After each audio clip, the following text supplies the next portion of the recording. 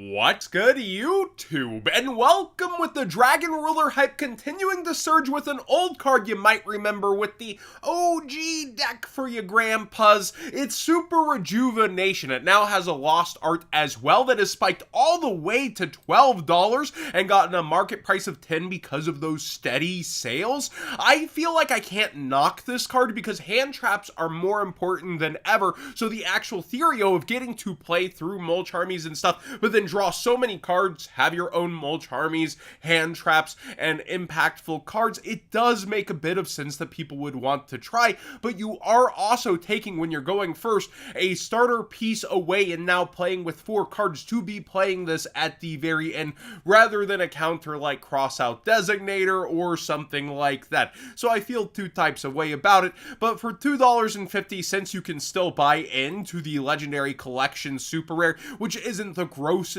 price in the world. And then also there's the Mystic Fighter Super, which is on full buyout mode as well. Joey's World probably harder to get. I might get that before the Mystic Fighters if you are actually looking for a nice holographic version. And then there's Stampede still around the corner, although I can't imagine this makes it. Well, again, the nostalgia pool is thick, 200 cards, who knows what ends up in there.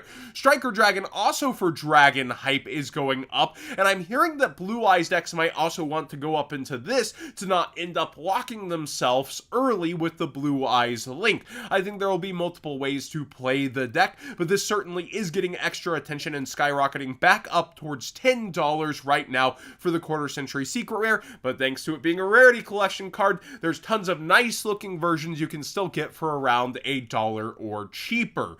Blue Eyes Quarter Century Secret Rare started spiking again, but I want to actually point out this listing by S Gaming. I don't know who they are. They're a top rated seller, and they came in with 104 copies at under $24 when the next lowest listings were about $29 to $30. Now, one other lister, Play and Talk here, has come in around $24, also just behind them. I find this very interesting that somebody with so many copies, when they were selling for more, comes on in here and starts making all these sales thanks to it. Like, look at this. They were bubbling up. People were getting 27s, 26s throughout here, but they come in and really push the line of, you gotta pass me if you want to make these higher sales, to make their own sales without trying to play such a margins game. They could be at 26, they could be at 27 and play that nickel and dime, but instead they put their whole inventory there.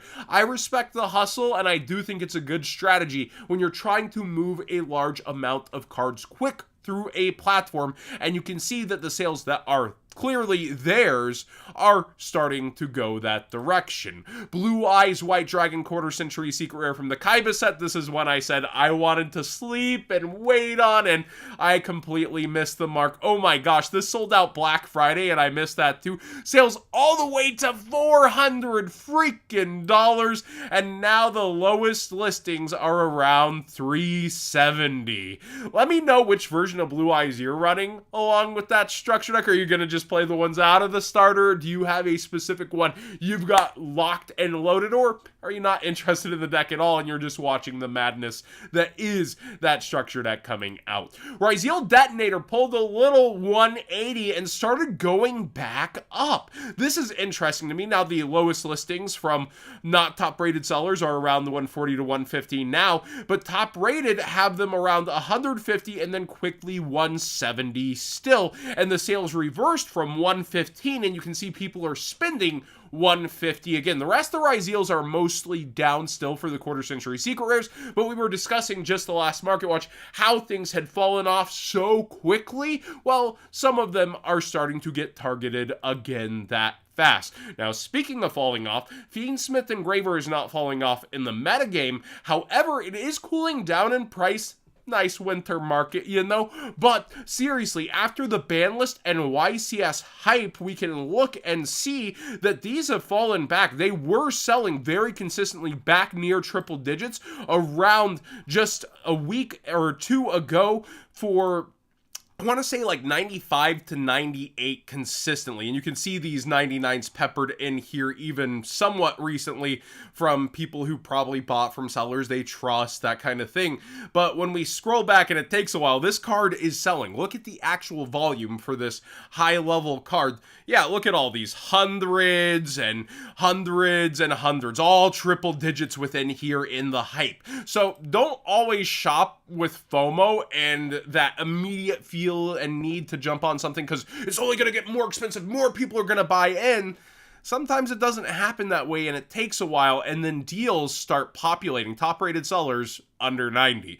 Evil Hero Adusted Gold. Every single version of this is lower in quantities, up in price. We have those evil heroes coming in the next set, and this is also played as an engine in multiple other decks. So yeah, a lot of the versions still short printed. Don't pat Konami on their back if they end up putting this in Stampede, although that would be very cool to get a quarter century secret of this card. A lot of versions of these cards are going way back up in price and also down in quantity. The OG grossly shorted and is very expensive above the secret rare for that reason. Also, Militia Spain isn't the most in the world, but notably a lot of its quantities are going down throughout here, so you might want to get yours sooner than later using that TCG player link in the description down below, costing you nothing extra to support the channel directly for the cards you'd already be buying. Sky Striker Ace Ray alternate art has sales at $300 freaking dollars, and my Discord was saying things like no brainer. If I had the money for that manga art and how it would pop to other manga cards from my childhood, I would still do it. And I'm like, yeah, if it was so obvious, why don't you have a mountain of these? These were just recently selling as low as $160 and consistently for $180, and now it sales at $300. This is a wild ride to watch as Sky Strikers get more and more hype, being able to mix with a meta deck and people going for all those engine pieces. We've covered how many different cards for this have already spiked, but this is insanity to me. $300. Bond Between Teacher and Student. This is a card I always love to bring up. While it was $8, it would spike to $12, fall back down. Dual Power's been out for a while. There's a really interesting conversation. Rumors, aka speculation, around Dark Magician getting a huge push and support after Blue Eyes did. It would make a bit of sense, sure, but those kind of reasonings and lines into spending money, I don't think is all that's going on here. We can see the consistent rise over time. This is the year-long graph, and I think that's more due to Master Duel casuals going in, making their decks physical. We've seen multiple spikes before because of that, but the sudden spike I can't explain as much.